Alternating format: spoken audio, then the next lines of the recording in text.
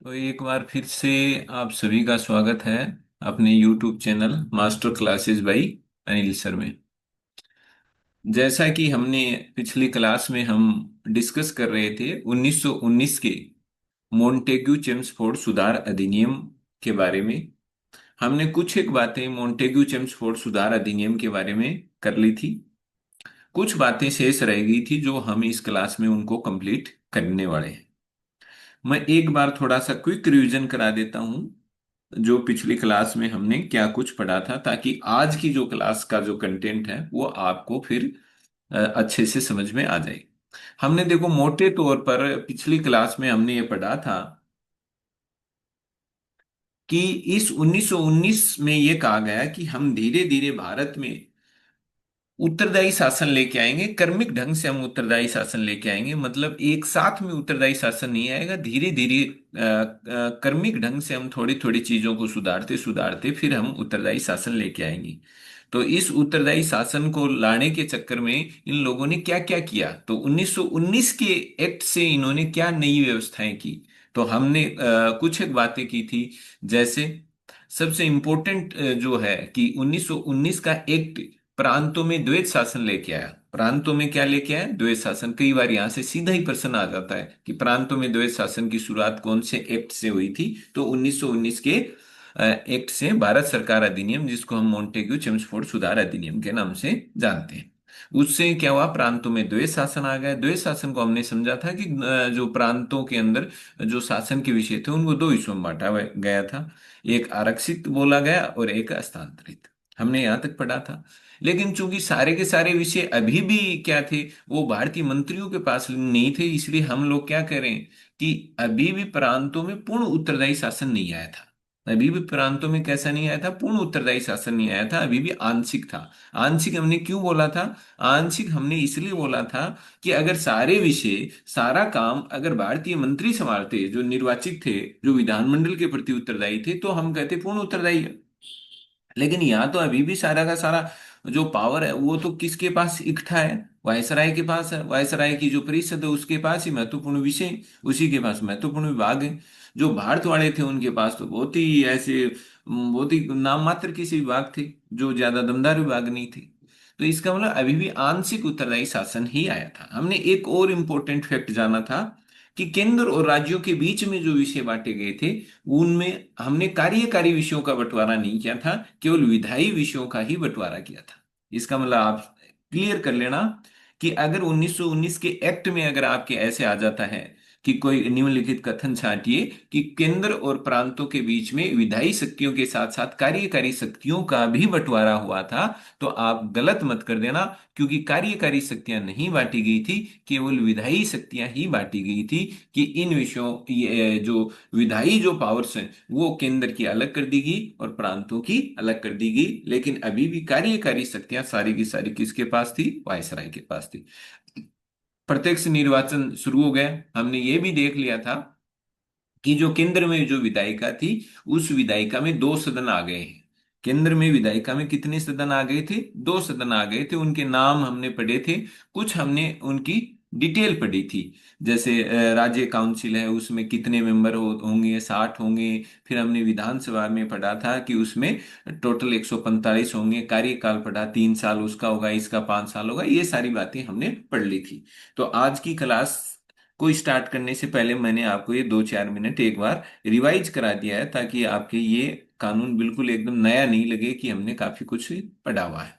तो अब चलो आज के पॉइंट्स जो इस कानून में है वो हम डिस्कस करते हैं। सीमित मताधिकार हमने कल पढ़ लिया था कि सीमित जो मताधिकार था, इसका मतलब सबको वोटिंग राइट्स नहीं मिले हुए थे। कुछ उन्होंने योग्यताएं तय कर रखी थी। उन योग्यताओं की हमने कल बात की थी कि वो 3 योग्यताएं थी: संपत्ति, शिक्षा और कर। ये 3 मुख्य मापदंड थे, जो इन पर खरा उतरता था उनको वोटिंग राइट्स मिलते थे।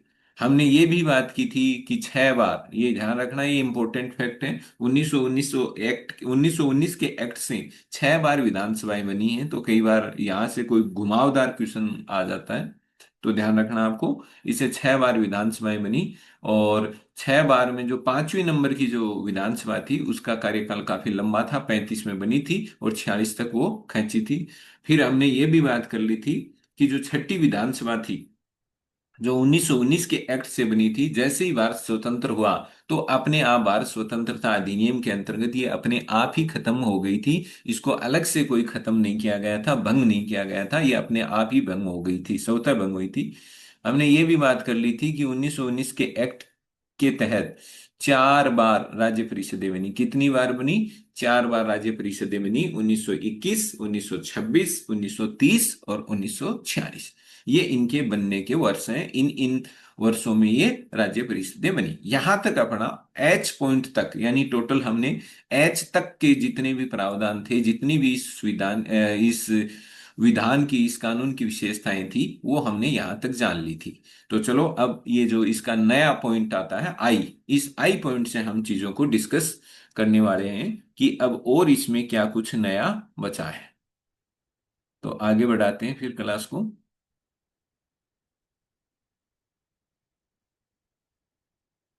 हाँ देखो इसमें, इस ये नए नई विशेषता क्या बता रहा है इस एक्ट की। इसने ये क्या कह रहा है कि 9 फरवरी, कितनी डेट क्या दे रखी है इसने? 9 फरवरी। क्या डेट दी है इसने? 9 फरवरी। इसने कितनी डेट दी है? 9 फरवरी। क्योंकि देखो 1919 का एक्ट है। इस एक्ट ने क्या कहा, केंद्र में जो 2 सदन बना दिए, एक विधानसभा बना दी और एक राज्य परिषद। तो अब उनके चुनाव भी तो होंगे। विधानसभा बनी है, राज्य परिषद की इन्होंने व्यवस्था तो कर दी कि 2 होंगे, ऐसे होंगे, 145 होंगे, 60 होंगे, इतने निर्वाचित होंगे, इतने मनोनीत, वो सब कर दिया इन्होंने। तो अब इसका मतलब क्या है? अब चुनाव होंगे। तो चुनाव हो गए। केंद्रीय जो केंद्र में जो विधानसभा थी, उस केंद्रीय विधानसभा के क्या हो गए? चुनाव हो गए। चुनाव हो गए तो नई विधानसभा बन गई। अब नई विधानसभा जो बनी, तो उसकी पहली बैठक भी तो हुई होगी। तो वो जो 9 फरवरी 1921 को, कितनी है वो डेट? ये रही 9 फरवरी 1921 को। ध्यान रखना, 9 फरवरी 1921 को नई केंद्रीय जो विधानसभा बनती है, गठित होती है, उसको, ये केंद्रीय विधानसभा का 9 फरवरी 1921 को इसका उद्घाटन होता है। उद्घाटन का मतलब इस दिन उसकी बैठक होती है। और इसी डेट से फिर इनका कार्यकाल शुरू हो जाता है। तो 9 फरवरी 1921 ये नई केंद्रीय जो विधानसभा थी, जो 1919 के एक्ट के तहत हुए चुनावों के बाद में बनी थी। तो इसका नई जो केंद्रीय विधानसभा थी, उसका उद्घाटन कब हो रहा है? 9 फरवरी 1921 को, ध्यान रख लेना है। और इसका उद्घाटन कौन कर रहे हैं? Duke of Connaught. ये ड्यूक ऑफ कन्नौट, ध्यान रखना। किसने इसका, जो नई केंद्रीय विधानसभा बनी, इसका उद्घाटन किसने किया? ड्यूक ऑफ कन्नौट ने इसका उद्घाटन किया था। ये एक फैक्ट है याद करने वाला। इसके जो पहले अध्यक्ष हैं, भाई केंद्रीय विधानसभा बनी है तो इसके जैसे लोकसभा के अध्यक्ष होते हैं, तो वैसे ही इसके भी अध्यक्ष तो हुए होंगे। तो इसके जो पहले अध्यक्ष बने थे वो कौन थे? ये नाम याद कर लेना। नाम याद करा देता हूं मैं, फ्रेडरिक व्हाइट। कौन थे इसके पहले अध्यक्ष? कौन बने? Frederick white. 1921 टू 25, ये 21 टू कब तक चलेंगे? 25 तक चलेंगे। पहले उपाध्यक्ष इसके कौन है? यहां पर देखो, यहां आपको थोड़ा सा ध्यान देना। यहां पर सच्चिदानंद सिन्हा आ गए साहब, भारतीय आ गए, सच्चिदानंद सिन्हा। अब देखना, अगर बहुत ज्यादा वो गहराई में पूछेगा तो ऐसे पूछ लेगा। 1919 के एक्ट के तहत बनी नई जो केंद्रीय जो सभा थी, उसके जो पहले उपाध्यक्ष थे वो कौन भारतीय थे? तो ध्यान रखना है, सच्चिदानंद सिन्हा। पहले जो 1921 में गठित केंद्रीय विधानसभा के पहले उपाध्यक्ष कौन है? सच्चिदानंद सिन्हा। सच्चिदानंद सिन्हा, ये ध्यान रखना है आपको। सच्चिदानंद सिन्हा। और पहले अध्यक्ष कौन है? Frederick white.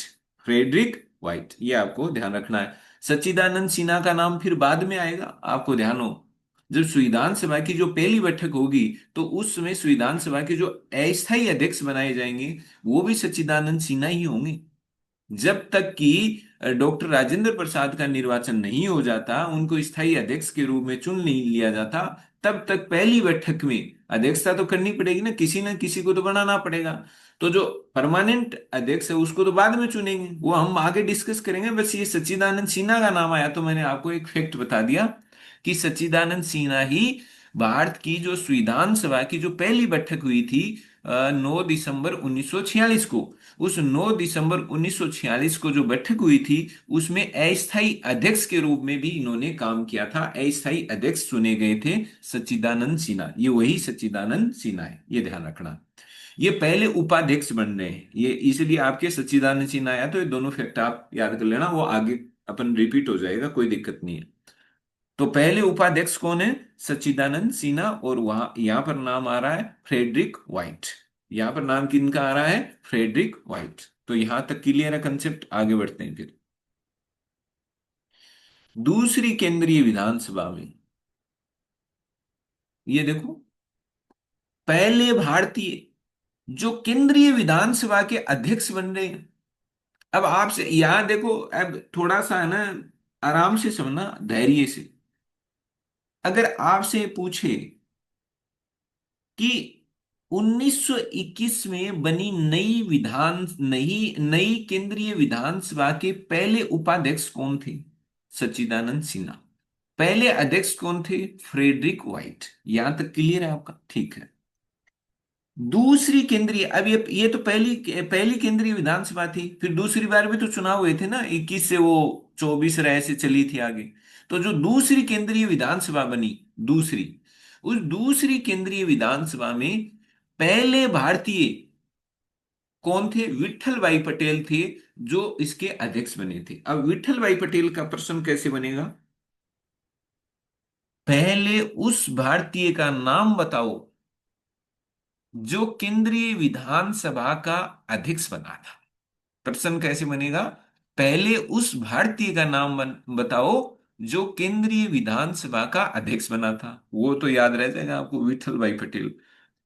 मान लो वो थोड़ा सा और गहराई में उतर जाए, वो पूछ ले कि विठल भाई पटेल जो पहले भारतीय थे जो केंद्रीय विधानसभा के अध्यक्ष बने थे, वो कौन से नंबर की विधानसभा में अध्यक्ष चुने गए थे? पहले नंबर की, दूसरे नंबर की, तीसरे की, चौथे की, पांचवे की, छठे की, कुछ भी दे सकता है। तो आपको ध्यान रखना दूसरे की। फिर वो ये भी पूछ सकता है कौन से कानून के तहत गठित केंद्रीय विधानसभा के अध्यक्ष विठल भाई पटेल बने थे? 1919, 1935, 1900 और कुछ दे देगा। तो ध्यान रखना है, 1919 के एक्ट के तहत जो गठित जो केंद्रीय विधानसभा थी, उस दूसरे बार की विधानसभा में अध्यक्ष बने थे विठल भाई पटेल। ये पहले भारतीय थे जो अध्यक्ष पद पर पहुंचे थे, जो अध्यक्ष पद पर पहुंचे थे। अब मेरे ऐसे बीच बीच में ऐसे याद आ रहा है, कोई फिरोज शाह मेहता का भी नाम था, वो भी पहले थे। अब वो पहले क्या थे वो मुझे पता नहीं, वो कोई बताना चाहे तो बता सकता है। फिरोज शाह मेहता का भी ऐसे कुछ नाम आया था। फिरोज शाह मेहता भी पहले भारतीय हैं। वो पहले भारतीय किस संदर्भ में ये पता नहीं, पहले भारतीय किस संदर्भ में है? हाँ बताओ। फिरोज शाह मेहता वो बॉम्बे विधान परिषद से केंद्रीय विधान परिषद में मनोनीत होने वाले पहले भारतीय थे। पहले भारतीय थे। ये कौन से एक्ट के आसपास का टाइम है, मतलब कौन से कानून के आसपास की बात? 1892 में। हाँ, 1892 में, बिल्कुल सही है। 1892 में ही तो ये व्यवस्था की गई थी कि प्रांतीय विधान परिषदों की सिफारिश पर जो भी वो जिनको चुनेंगे, उनको केंद्रीय विधान परिषद के अंदर कौन वायसराय मनोनीत कर देगा। ऐसे सिफारिश वाला सिस्टम किस में आया था? 92 में ही आया था, ये हमने पढ़ा है। इसलिए रिवाइज करते रहा करो, वरना है ना फिर गड़बड़ हो जाएगी। बहुत बढ़िया है, ऐसे ही सवालों के जवाब दिया करो। चलो अब आगे बढ़ते हैं। तो पहले भारतीय हो गए विठल भाई पटेल, जो क्या बन रहे हैं इसके अध्यक्ष। यहां तक क्लियर है। अब देखो अंतिम अध्यक्ष कौन है? जीवी मावलंकर। ये जीवी मावलंकर हम बाद में पढ़ेंगे। जीवी मावलंकर संविधान बनाएंगे ना, तब भी याद आएगा। इसलिए मैं बहुत सारी चीजें आपको अभी हिंट के तौर पर दे देता हूं, ताकि आपको याद रहे। अब देखो पहले भारतीय कौन है? विठल भाई पटेल। अंतिम अध्यक्ष किसके? केंद्रीय विधानसभा के अंतिम अध्यक्ष कौन थे? अंतिम, उसके बाद में ये खत्म हो गई थी। अंतिम अध्यक्ष कौन थे? क्योंकि फिर वही है, भारत आजाद हो गया, केंद्रीय विधानसभा खत्म होगी। तो अंतिम अध्यक्ष कौन थे? जीवी मावलंकर। अब ध्यान देना, ये जीवी मावलंकर आगे भी एक बार रिपीट होने वाला है। जब हम ये पढ़ेंगे ना कि जब देश आजाद हो गया, तो देश के आजाद होने के बाद में देश में काम करने के लिए देश को कानून की जरूरत पड़ती है। तो जो उस समय तक चुनाव तो हुआ नहीं था, तो कानून कौन बनाएगा? कानून तो संसद बनाती है, संसद थी नहीं। तो फिर ये हुआ कि जो संविधान सभा है वो संविधान तो बनाए ही बनाएगी, लेकिन वो देश के लिए कानून भी बनाएगी। तो इसका मतलब संविधान सभा दो रूप में काम कर रही थी। कितने रूप में? दो। एक तो संविधान बनाने बैठती थी तब उसको कहते थे संविधान सभा। जब वो कानून बनाने बैठती थी तब हो जाती थी वो अंतरकालीन संसद, यानी इंटरिम पार्लियामेंट, अंतरिम संसद। यानी अभी चुनाव से बनी हुई संसद तो बाद में आ रही है, उससे पहले जो संसद बनी थी उसको हम कह रहे हैं अंतरिम संसद या अंतरकालीन संसद। सीधे सिंपल रूप में कह सकते हैं कि जो भारत जब आजाद हुआ तो उसके बाद में संविधान सभा ने दो रूप में काम किया। एक तो संविधान बनाने का काम किया और एक देश के लिए कानून बनाने का काम किया। जब वो कानून बनाने के लिए जब संविधान सभा के लोग बैठते थे, तो उस समय उसकी अध्यक्षता डॉक्टर राजेंद्र प्रसाद नहीं करते थे, ध्यान रखना। वो तो संविधान सभा के स्थायी अध्यक्ष हैं। तो जब संविधान बनाने बैठती थी तो सीट पर कौन बैठते थे? डॉक्टर राजेंद्र प्रसाद। और जब वो वही संविधान सभा जब कानून बनाने बैठती थी तो सीट पर बैठते थे जीवी मावलंकर। तब कौन बैठते थे? जीवी मावलंकर। तो इसलिए हम जब संविधान निर्माण का वीडियो श्रृंखला शुरू करेंगे तो उसमें ये सारा आएगा। इसलिए मैंने एक आइडिया बता दिया है कि ये जीवी मावलंकर का फिर से नाम आएगा। जैसे सच्चिदानंद सिन्हा का आएगा, वैसे ही जीवी मावलंकर का आएगा। तो जो अंतरकालीन जो संसद थी उसकी बैठकों की अध्यक्षता कौन करते थे? जीवी मावलंकर। जीवी मावलंकर। तो जीवी मावलंकर अंतिम अध्यक्ष है केंद्रीय विधानसभा का, और अंतरकालीन संसद का भी फिर ये ही अध्यक्ष बन जाएगा। पहली राज्यसभा के अध्यक्ष कौन है? ये भी फैक्ट है, ये तो सारे ही याद करने वाले हैं आज तो फैक्ट। पहली जो पहली राज्यसभा बनी थी, क्योंकि राज्य परिषद, तो जो पहली राज्य परिषद बनी थी उस पहली राज्य परिषद के अध्यक्ष कौन बने थे? अलेक्जेंडर मूडीमैन। अलेक्जेंडर मूडीमैन, ये मावलंकर साहब हो गए, ये हमने पढ़ ही लिया मावलंकर साहब। और ये अलेक्जेंडर मूडीमैन, ये कौन है? पहली राज्य परिषद के अध्यक्ष। पहली राज्य परिषद के अध्यक्ष कौन है? अलेक्जेंडर मूडीमैन। एक यहां से अब जो आपके पॉइंट आ रहा है ना, ट्रिपल स्टार से लगा रखे मैंने, आप ध्यान दो। यहां से कई बार आपकी है, कोई पर्सन ज्यादा हार्ड तो नहीं है लेकिन नॉर्मल में ही कई बार गलती हो जाती है अपने से। तो ध्यान रखना है, नरेंद्र मंडल का गठन कौन से कानून से हो रहा है? किसकी बात कर रहा हूं मैं? आपके सीधा सा प्रश्न आ गया। नरेंद्र मंडल के गठन का प्रस्ताव किस कानून में इसके प्रस्ताव की बात की गई थी? तो ध्यान रखना है, नरेंद्र मंडल के गठन की जो बात है वो कौन से कानून में हो रही है? 1919 के कानून में। किस कानून में हो रही है? 1919 के कानून में। तो ध्यान रखना है, 1919 का कानून एक नरेंद्र मंडल बनाने की भी बात कर रहा है कि हम एक नरेंद्र मंडल बनाएंगे। नरेंद्र मंडल का मतलब राजा, राजाओं का एक पूरा एक मंडल बनाएंगे, एक समूह बना लेंगे। ऐसे सिंपल भाषा में ऐसे समझो, राजाओं का एक समूह होगा। तो ये एक प्रस्ताव था कि ये बनाना है, तो ये फिर बनाया होगा, कानून में कहा गया कि ये इसको बनाना है, तो ठीक है, फिर 21 में इसको बना लिया। नरेंद्र मंडल कब बन गया? 21 में। ठीक है। इसमें कितने लोग हैं? 120। कितने लोग हैं? 120, ये ध्यान रखना है। कितने लोग हैं इसमें? 120। इन 120 में 108 एक इसमें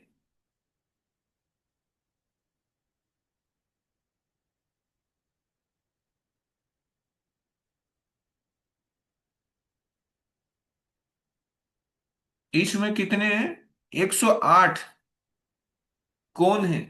जो देसी रियासतें थी उन देसी रियासतों के राजकुमार।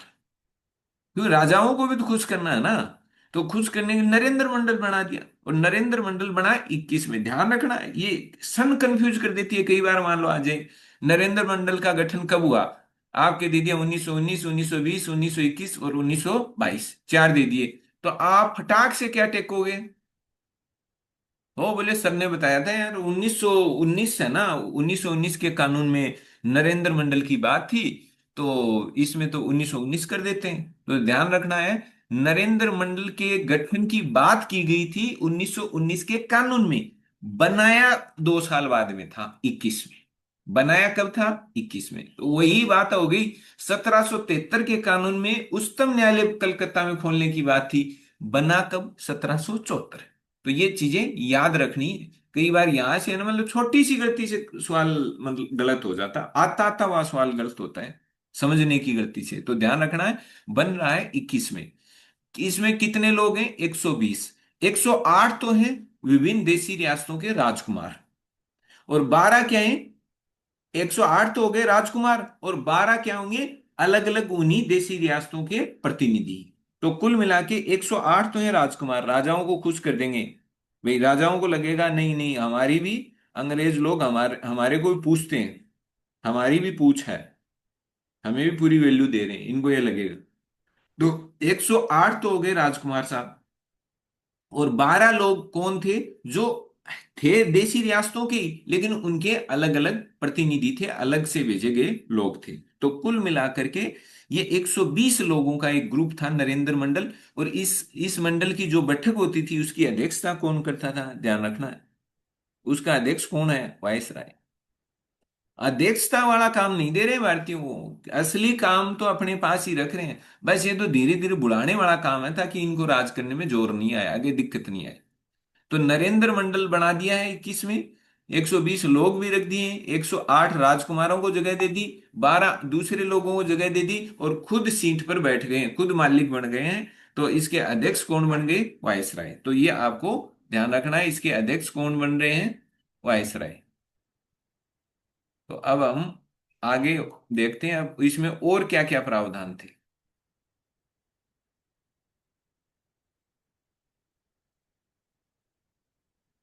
इसमें ध्यान देना, हमने देखा था कि हमने 1909 का जब हम पढ़ रहे थे मार्ले मिंटो, तब हमने मार्ले मिंटो पढ़ रहे थे, तब हमने मिंटो को खूब कोसा था।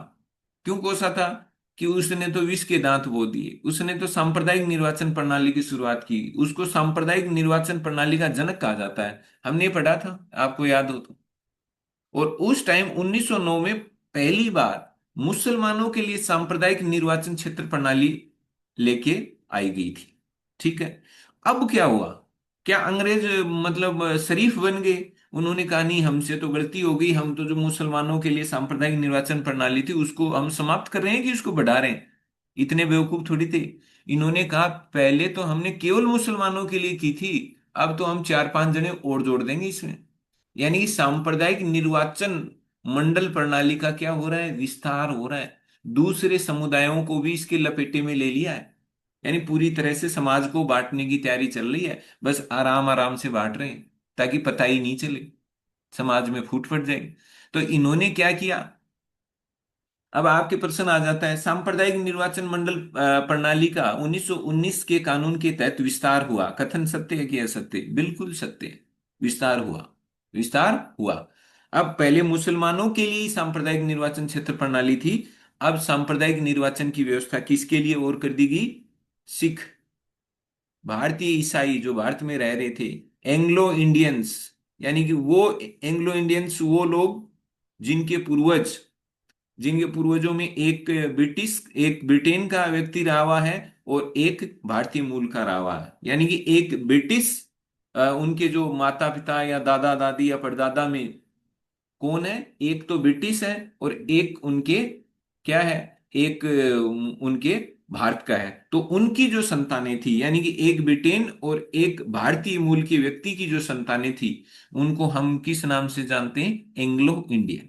उनको हम किस नाम से जानते हैं? Anglo Indian. आपको ध्यान हो, थोड़ा सा मैं बता दूं कि पहले इस एंग्लो इंडियन जो थे, इनके मनोनयन की व्यवस्था होती थी लोकसभा में। हालांकि लोकसभा में पढ़ेंगे तो सारा ही पढ़ेंगे, छोड़ेंगे नहीं, लेकिन चूंकि अब फैक्ट आ रहा है तो आपको सुनने में कोई हर्ज नहीं है। पहले एंग्लो इंडियंस जो थे, वो 2 एंग्लो इंडियंस लगाए जाते थे, मनोनयन होता था लोकसभा में। राष्ट्रपति करते थे कि ये जो कम्युनिटी है इनको भी प्रतिनिधित्व मिले। अब चूंकि इनकी संख्या काफी कम रह गई है, अब ये एंग्लो इंडियन कौन है, इनकी भी डेफिनेशन संविधान में दी गई है। तो मोटे तौर पर आप समझ सकते हैं एंग्लो इंडियन वह व्यक्ति एंग्लो इंडियन है। देखो नाम देखो, एंग्लो इंडियन, यानी किन की संतान, अंग्रेज और भारतीय की संतान क्या हुई, एंग्लो इंडियन। मैं सिंपल परिभाषा बता रहा हूं एकदम सामान्य करके, कहीं आप ये कहो कि नहीं एकदम वो, तो एकदम आप मोटे तौर पर इसको समझ ले, एक अंग्रेज और एक भारतीय की जो संतान थी वो क्या हुई, एंग्लो इंडियन। तो जो एंग्लो इंडियन जो कम्युनिटी थी उसको प्रतिनिधित्व देने के लिए पहले लोकसभा में दो लोग इन समुदाय के मनोनीत हुआ करते थे। अब ये व्यवस्था समाप्त कर दी गई है 104वें संविधान संशोधन से। जहां तक मैं सही हूं तो 104वें संविधान संशोधन से ये व्यवस्था समाप्त हो गई, अब इनका मनोनयन नहीं होता। एक स्टेट में विधानसभा में इनके मनोनयन की व्यवस्था थी, और दो इनके अगर लगे कि इनके प्रतिनिधित्व की जरूरत है तो था, ऐसा था प्रावधान, लेकिन अब नहीं है। तो ये एंग्लो इंडियन की बात आई तो मैंने आपको बता दिया कि अब आपसे कोई प्रश्न पूछ ले कि क्या अब भी लोकसभा में एंग्लो इंडियन के मनोनयन की व्यवस्था है, तो आप मना कर देना नहीं है, पहले हुआ करती थी। ये 104वें संविधान संशोधन से अब एंग्लो इंडियंस का मनोनयन नहीं होता, राष्ट्रपति मनोनयन नहीं कर सकते, संविधान संशोधन करके इनके मनोनयन को हटा दिया गया है। तो दो एंग्लो इंडियन मनोनयन की लोकसभा में थी, और राज्यों की विधानसभा में एक एंग्लो इंडियन मनोनयन किया जा सकता था, ये था। तो कुल मिला के अपना टॉपिक अभी वो लोकसभा समझना नहीं है, वापिस अपने इस पर लौटते हैं। तो पहले किन का था, पहले मुसलमान, केवल मुसलमानों के लिए सांप्रदायिक निर्वाचन था। तो अब किन को और जोड़ दिया गया, सिख इसमें आ गए हैं, भारतीय ईसाई आ गए, एंग्लो इंडियन आ गए हैं, और एंग्लो इंडियन के साथ साथ यूरोपियंस के लिए भी व्यवस्था कर दी गई। यानी कि जो यूरोपियन है, चाहे वो खुद ब्रिटेन के हों या ब्रिटेन के अलावा जो दूसरे यूरोप महाद्वीप का कोई भी, चाहे जैसे फ्रांस का, कहीं का भी कोई भी हो सकता है, कोई भी यूरोपियन यूरोप महाद्वीप का हो, तो उनके लिए फिर पृथक निर्वाचन क्षेत्र प्रणाली शुरू कर दी। उनके लिए कौन सी, पृथक निर्वाचन क्षेत्र प्रणाली, या जिसको हम कह सकते हैं सांप्रदायिक निर्वाचन क्षेत्र प्रणाली, या पृथक निर्वाचक मंडल प्रणाली। नाम कोई से भी आए, घूमना नहीं है, इंग्लिश का नाम देख लेना, सेपरेट इलेक्टोरेट सिस्टम, वहां इंग्लिश में एक ही आएगा, सेपरेट इलेक्टोरेट सिस्टम, वहां एक आएगा।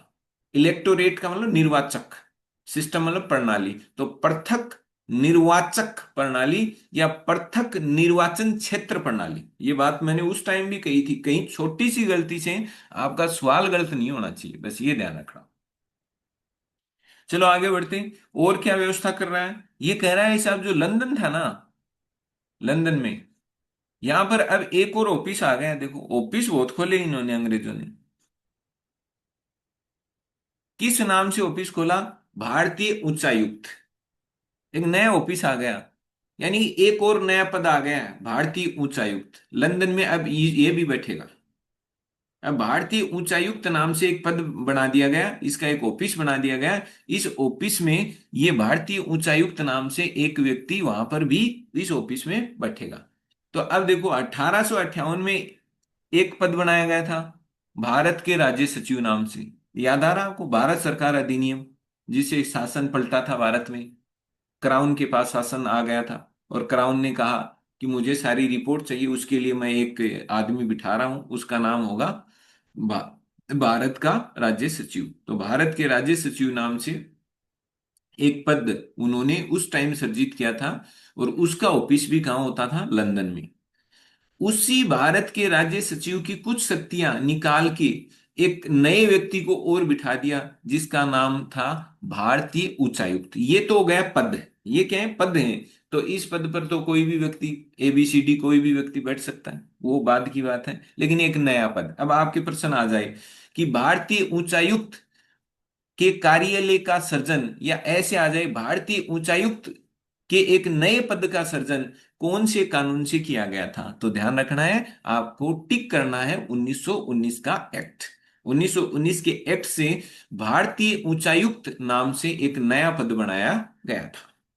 तो इस पद को बना के उन्होंने क्या किया कि कुछ जो पावर्स थे, ध्यान रखना, कुछ जो पावर्स जो भारत सचिव के पास जो जितनी भी शक्तियां थी उनमें से कुछ पावर्स लेकर के किसको दे दिए, अब भारतीय उच्चायुक्त को दे दिए कि अब भारतीय उच्चायुक्त के पास कुछ शक्तियां रहेंगी, कुछ अधिकार रहेंगे जो पहले उसके पास होते थे, वो अब इसको दे दिए। ठीक है, आगे बढ़ते हैं सब। ये देखो, ये एक और इंपॉर्टेंट फैक्ट है, ध्यान रखना। भारतीय उच्चायुक्त से भी कहीं ज्यादा अगर मेरे से पूछा जाए कि क्या सर ये ज्यादा इंपॉर्टेंट है कि ये उच्चायुक्त वाला है, तो ये ज्यादा इंपॉर्टेंट है मेरे हिसाब से।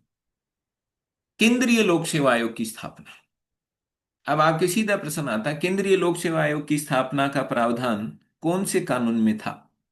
तो ध्यान रखना है, कौन से कानून में था? 1919 के कानून में। यानी 1919 के कानून ने कहा था कि केंद्रीय लोक सेवा आयोग की स्थापना की जाएगी। किसकी स्थापना की जाएगी? केंद्रीय लोक सेवा आयोग की स्थापना की जाएगी।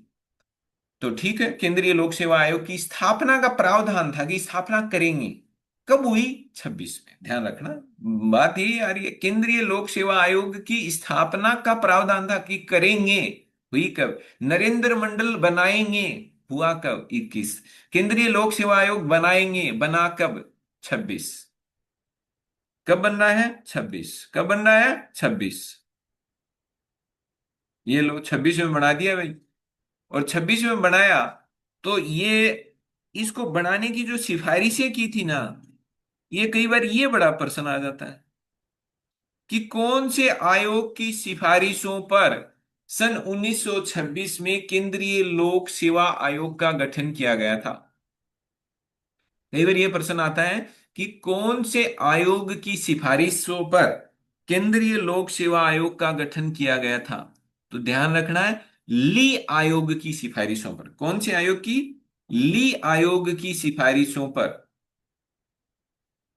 ली आयोग था, 1923 में ली आयोग बिठाया गया था, और उस ली आयोग ने सिफारिश की थी कि अब हमें केंद्रीय लोक सेवा आयोग बना लेना चाहिए। हालांकि प्रावधान तो कानून ने ही कहा था, लेकिन फिर कैसे बनेगा, क्या बनेगा, क्या इसकी शर्तें रहेंगी, क्या पावर्स, सब उसके लिए इन्होंने एक आयोग बिठाया कि भाई ये आयोग क्या कह रहा है, आयोग की क्या सिफारिशें हैं, फिर उनकी सिफारिशों को देखते हुए हम आयोग बनाएंगे। ये केंद्रीय लोक सेवा आयोग बना लेंगे। तो उससे पहले एक आयोग बनाया गया 1923 में, ली आयोग नाम से, और इस ली आयोग ने अपनी सिफारिशों में कहा कि हमें केंद्रीय लोक सेवा आयोग का गठन करना चाहिए। तो हमने ली आयोग की सिफारिशों को मानते हुए 1926 में क्या बना लिया? केंद्रीय लोक सेवा आयोग। और इस केंद्रीय लोक सेवा आयोग के पहले अध्यक्ष कौन बन रहे हैं? रोस बर्कर। ध्यान रखना ये नाम, रोस बर्कर। ये केंद्रीय लोक सेवा आयोग के पहले अध्यक्ष बन रहे हैं, रोस बर्कर। तो ये तीनों फैक्ट हैं। केंद्रीय लोक सेवा आयोग की बात हो रही है, बन रहा है 1926 में, और इसके पहले जैसे ही केंद्रीय लोक सेवा आयोग बना तो इसके जो पहले अध्यक्ष बने थे वो थे रोस बर्कर। और ये किस आयोग की सिफारिश पर बना था? 1923 में जो ली आयोग आया था, उस ली आयोग की सिफारिशों पर ये बना था। तो ये ध्यान, ये इंपॉर्टेंट फैक्ट था जो मैंने आपको कई बार याद करा दिया है। और देख लेते हैं। पहली बार केंद्र, अब एक और इंपॉर्टेंट फैक्ट है, केंद्र और राज्यों के बजट को अलग किया गया था। ये ध्यान रखो, पहली बार हो रहा है। अब केंद्र का बजट अलग से आएगा और राज्य का बजट अलग से आएगा, ये ध्यान रखना। पहले तो एक ही बजट होता था पूरे के पूरे इस ब्रिटिश शासित भारतीय क्षेत्र का, पूरा एक ही केंद्र ही इनका बजट जारी करता था पूरे ब्रिटिश क्षेत्र के लिए, पूरे उस ब्रिटिश शासित भारतीय क्षेत्र के लिए, या यूं कह सकते हैं ब्रिटिश शासित भारत के लिए। तो पहले क्या हो रहा था, इस कानून से पहले पूरे ब्रिटिश भारतीय क्षेत्र के लिए केवल केंद्र ही बजट जारी करता था, राज्यों के अलग अलग बजट नहीं होते थे। पूरा केंद्र सरकार जो थी वो पूरा बजट लाती थी पूरे ब्रिटिश शासित भारत के लिए। अब ये क्या गया, नहीं केंद्र अपना बजट अलग लाएगी, राज्य अपना बजट, जैसे अब नहीं लाते हैं क्या? अब भारत में आप देखते हो केंद्र सरकार अपना बजट पेश करती है और राज्यों की सरकारें अपना बजट पेश करती हैं। तो पहली बार इस तरह का जो बंटवारा हुआ था वो कब हुआ? 1919 के एक्ट से। ये कब हुआ? 1919 के एक्ट से ये व्यवस्था की गई कि अब केंद्र और राज्य अपना अलग अलग बजट पेश करेंगे। तो ध्यान रखना ये हो जाएगा। सरकार की जो मूडी मेन कमेटी, ये देखो एक और आ गया फैक्ट, मूडी मेन कमेटी ने क्या कहा था? मूडी मेन कमेटी ने कहा था आपका जो प्रांतों में द्वैत शासन लाने का जो सपना था वो बिल्कुल बेकार है, इसको असफल बता दिया था। तो सरकार ने एक मूडी मेन कमेटी बिठाई थी ये जांचने के लिए कि आप बताओ, चेक करो कि प्रांतों में द्वैत शासन व्यवस्था अच्छी रही कि घटिया रही कि क्या रही। तो इसने कहा प्रांतीय द्वैत शासन व्यवस्था बिल्कुल बेकार है, असफल बता दिया इन्होंने। ठीक है। और क्या था इसमें? ये एक व्यवस्था ये भी थी कि इस कानून में लिखा हुआ था कि इस कानून की जांच करने के लिए, इसकी समीक्षा करने के लिए कि इस कानून ने अपना काम किस ढंग से किया है, या कानून ठीक ढंग से अपना रोल अदा कर पाया है, तो उसको जांच करने के लिए ये लिखा हुआ था कि एक वैधानिक आयोग बनेगा। कितने साल बाद? 10 साल बाद। लेकिन बना कितने साल? 8 साल बाद ही वैधानिक आयोग बन गया था, जिसको हम बड़े हिस्ट्री में बड़ा ये नाम सुनते हैं, साइमन कमीशन। Simon commission. तो साइमन जो कमीशन था ये एक वैधानिक आयोग था, ध्यान रखना। अब यहां घुमा घुमा दे आपको कि साइमन कमीशन के गठन का प्रावधान की, या फिर वैधानिक आयोग के गठन के प्रावधान की व्यवस्था कौन से कानून में थी?